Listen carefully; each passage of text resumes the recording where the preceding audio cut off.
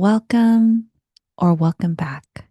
My name is Yu Wing. You can call me Yu Win or Win, and I'm happy that we are together now, whenever and wherever you are joining.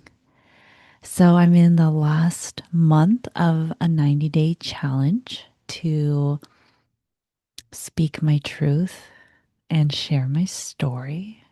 And so, if you are joining me for the first time, I hope that if there's any part of you that's been working on this, that this can be some form of inspiration or a catalyst or a sign to share the song, write the poetry, have the conversation, especially if we consider the full moon in Gemini that's going on right now. I hope it supports you, even if it is not easy, even if it's uncomfortable. I hope you find a way to believe that sharing your story, your voice, is important. So, I like to start each one of these videos sharing a practice. And so, this one is specific. So, with all of the practices, it's just for your consideration. But every time I have a session with my therapist, I take notes. I bring a notebook, whether it's in person or online, and I try to write down some of the things that we're talking about, some of the things that are happening as we're talking about things. And so this helps me to review, and then I do like to write my takeaways at the end of session before I continue on doing everything else. And so, if this could be helpful for you, I'm definitely someone who processes at my own pace. I don't process right in the moment. So, it's helpful for me to have something to look at after I have had the headspace or the mental space to kind of process what happened, if I could, and or to revisit to figure out, oh, how do I process what happened? So, just a tool, a possible tool for your toolbox. So, speaking of session, I had a pretty intense session. It's good. The last session that I had was um, acknowledging growth. So, that was a helpful pause, especially right before the autumn break and holiday. And so, I know that this 90-day challenge is for me to speak my truth and share my story. But I'm finding that it is difficult to practice in other areas, and I'm feeling very resistant. I noticed resistance today and I was acknowledging it. And there's some fundamental wounding that had to have happened. Maybe it's rooted in this lifetime, maybe it's earlier, I don't know. But it's hard for me to understand what the point of expressing my emotions, my concerns, my needs, my wants, because I keep coming back to the question, what is the point? And so we're trying to process and think about it, and we're touching upon some vulnerable spots. Um, and this idea around giving myself permission to express was something that kept sort of jabbing at my heart. I kept getting teary eyed or crying whenever she said that or talked about it. So now I'm curious, wh- like, what's at the heart? What's at the heart of what's the point? And I'm like, I know that I'm not the most like practical, logical person. I mean, maybe there's a part of me that has that, but to ask consistently when I'm trying to work through sharing and expressing my emotions and addressing issues, it it just doesn't make sense. Um, and I was able to see that, my experiences, my limited experiences, have shown me that doing so usually gets me some negative experience, some negative feeling. Um, and so I don't have a lot of data or experience that says that positive things can happen from expressing. Um, and maybe if I like really think about it, like, the experience that I'm having talking to my therapist about this right now is helpful. So it's technically like um, data, but there's a visceral feeling that doing so is not good. So I'm feeling this resistance comes from protecting myself. And I heard um a reader Infinity from the channel at Magnetize Yourself say in a video I was listening to today talk about how um maybe we weren't able to share our true selves earlier because of the circumstances. Perhaps we wouldn't have been accepted, and something really painful or something really negative could have happened. So, as we continue to evolve and we find new relationships and new situations and new whatever internal things that help us to do something differently. And so I'm sitting with this as I'm, thinking about protecting myself and why it's been difficult to express many things in many relationships and situations. Um, so I still want to like get to that question of like, what's the point? Because like, if I see that there's no point, I don't really want to do it. So even after my therapist was like, well, if you are able to acknowledge and express, um, maybe you will be more aligned in yourself. You'll have a more authentic relationship with yourself and then with others. And so she said this, I was trying to make sense of it. And then I was like, I don't understand. What's the point? What's the point of expressing? So I'm like, well, for these videos, maybe it's safe.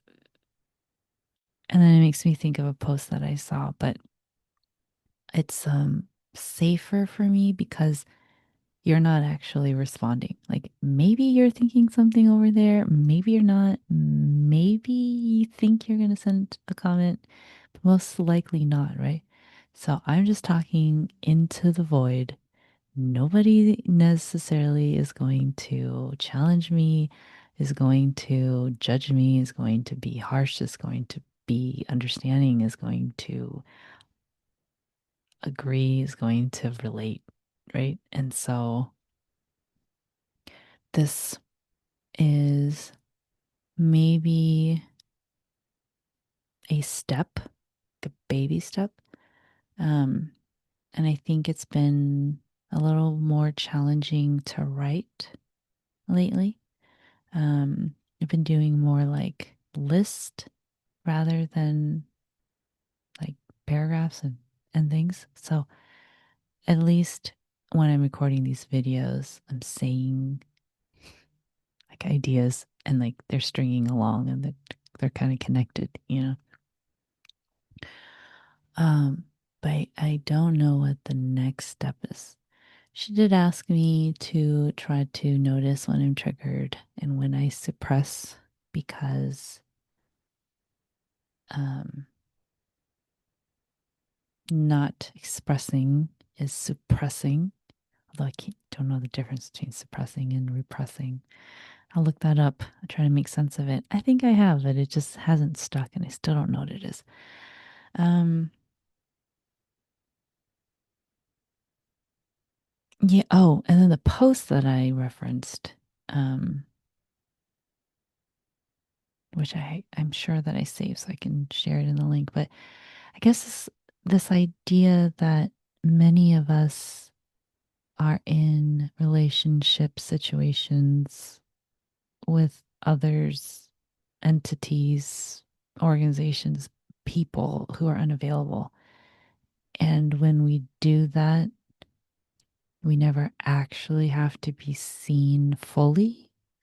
Um, if it's on and off, that person doesn't have to see you and you don't have to be that vulnerable. You don't have to be vulnerable all the time.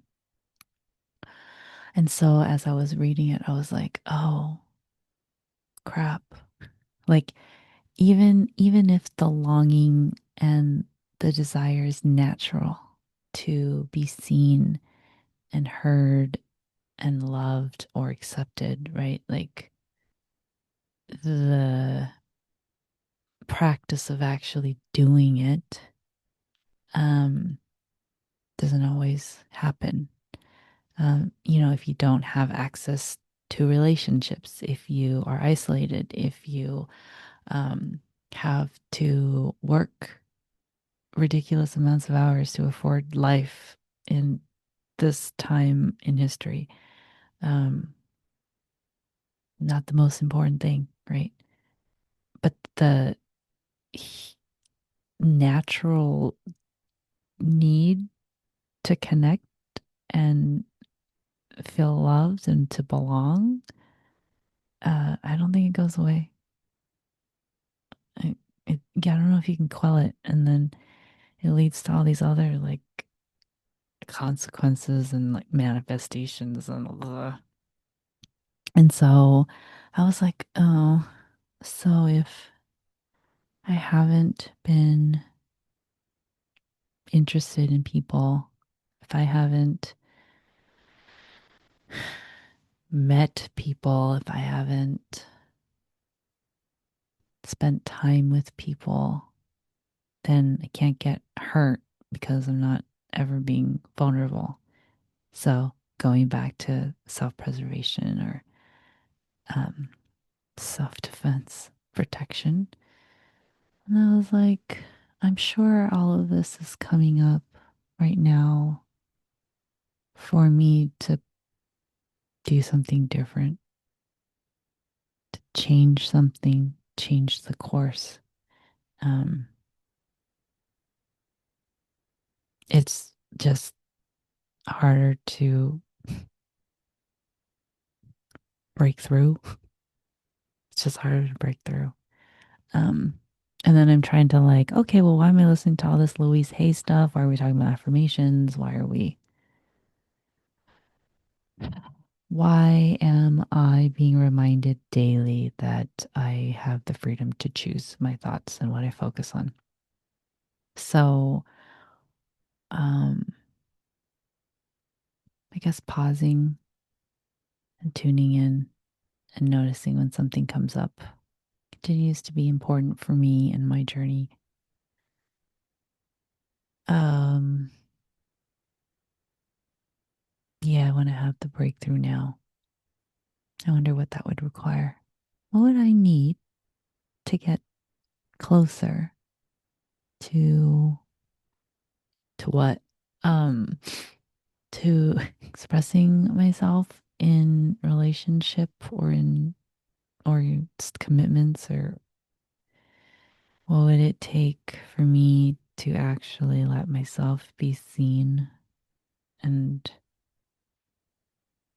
misunderstood or understood? So I guess like that can't be the goal, but what is the point? of wanting to be seen and heard? Is it to feel accepted and loved? Can anyone ever accept us? Do we belong? Why do we want to belong? Do we belong with ourselves? Is this all like, is it all internal? Like, as within, or whatever's happening inside is a reflection of what's going on externally? So, do I understand myself? Do I accept myself? Do I love myself? Do I see myself? Do I hear myself? Hmm. This is probably my Gemini moon making sense of all of these things that have come up. Because this is definitely I'm not feeling. I was like, well, uh, maybe it's my Capricorn rising. It's like, how can we be? How do we make sense of this and do work? Let's do work. It's like, I wonder what my Sagittarius stellium. I think my Sagittarius stellium is that part of me that's always like, what's more? Why don't I feel alive? I'm reaching, but I don't feel it. That like not wanderlust, but that restlessness. Yeah. Um, yeah, definitely more questions than answers, but I feel like I've been working on loving myself. I think it helps it just when it's quiet, I'll just say, I love you, I love you, I love you. And sometimes I'm not specific, but I just say it over and over and over again. Um, so sometimes that helps when I've gone several hours without doing it. I'm like, oh, where's that loving voice? Mm, hmm. Oh, and then this is totally random and probably not related, but mm, I was realizing that I don't have a lot of silence in my day because I was reading Writing Creativity and Soul by Sue Monk Kidd. She was mentioning, like, a writer needs to be able to have empty space to be able to connect and hear their writer's voice. And so I was like, oh, if I'm not in conversation with someone, if I'm doing something where I can sort of multitask, then I'll turn on music. I mean, I like to sing in the shower. Um, and I like to have music on a lot of the times. And I think my twin is like that too. But I'm like, what is it about having the silence filled? So I was trying to see if I can like have 5 minute quiet. And that's probably what the 15-minute reset meditation is about too. It's like, how do you just be quiet, be in stillness, be in silence? So, yeah, dizzying. Thanks for witnessing. Yeah, what is the point? I was going to keep asking, see what happens. If you have any ideas, share. Love to respond, but it's okay. I get it. Um, and that this isn't about you, it's about me. So, and yeah, I do hope that wherever you are, you feel like you have the capacity to tune in and embody your true self so that you can shine and light up your relationships and your space I think we often underestimate the value of our presence. We always feel like we have to do something, perform. Um, but your presence shifts things and changes things, right? I always say this like, I'm doing any kind of group training, if it's in person or if it's online, every person who's there changes the dynamic. And when somebody leaves, or if someone was not going to show up, but they end up showing up.